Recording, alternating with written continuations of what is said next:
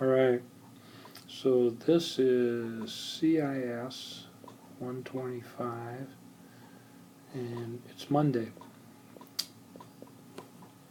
and today is 10/3/16, day 10.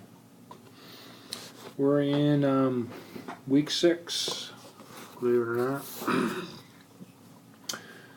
So the first thing we did was the students finished up the group work. We have some students that had everything done right at the beginning of class, and some were still working, and you needed to submit something, you know, however far you got, because we had time to move on. Then we talked about conditionals. I'll go over those here in a minute, and we also looked at 3. Very important, you need to have some type of design submitted by Wednesday, class time.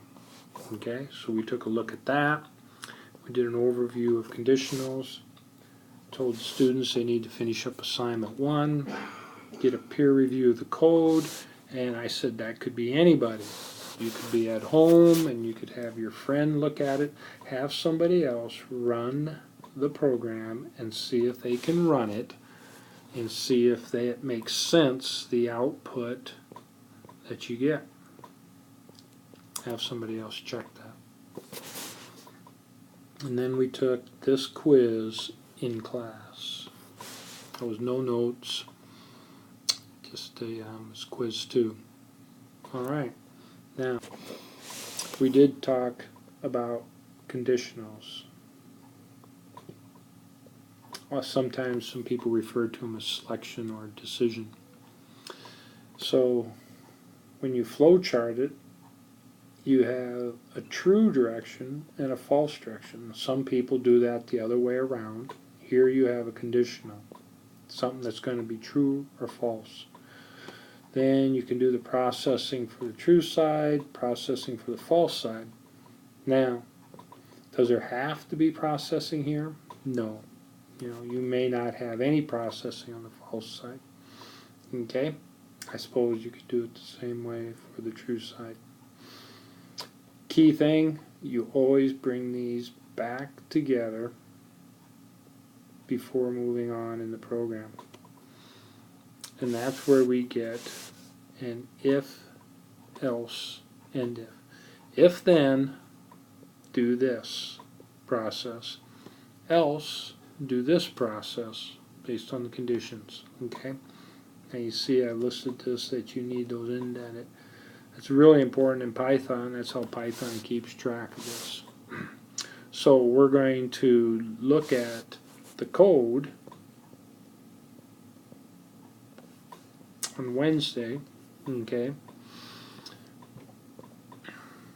where we'll look at how it does conditional Python and how it uses indenting, and instead of then it actually will talk about using a colon and so forth in order to manage that. So you should have the design done, and then on Wednesday we're going to talk about the coding and probably have time to work on it Wednesday in class.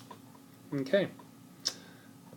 I asked the students if they had ever worked with spreadsheets and the if-then statement in spreadsheets. Some have, you know, and some haven't, but we have here in spreadsheets, you have a conditional. You know, is it going to be greater than, less than, greater than or equal to, less than or equal to, or equals, some type of condition.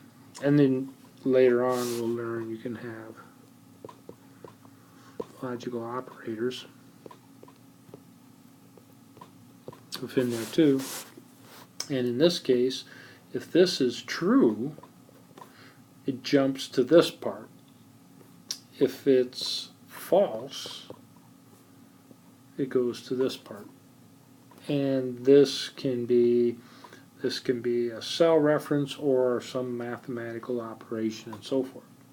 So we have an if, and we can do that conditional right in a spreadsheet. All right, that's it for today.